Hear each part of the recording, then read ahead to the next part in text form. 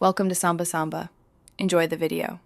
You start by powering off the iPhone and removing the case and SIM tray to expose the mute switch area. This prevents accidental shorting. Once done, gather a tri-point driver, small Phillips, a spudger, opening picks, and a magnifier so you can manipulate tiny parts without damage.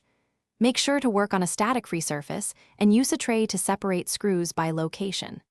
This first step gives you safe, clear access and reduces the chance of losing screws or bending connectors.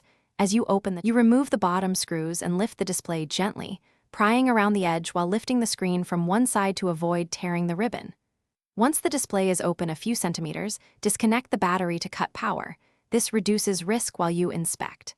Next, examine the mute switch assembly, its flex cable and solder joints for corrosion, lifted pads, or debris.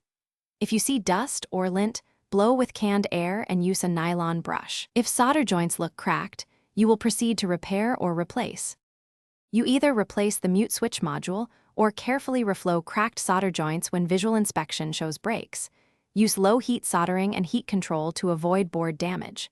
Once repaired, reconnect the battery and test the switch function before sealing the phone so you can confirm success. Then reseat display connectors, align the screen and torque the screws properly before reinstalling the SIM and case.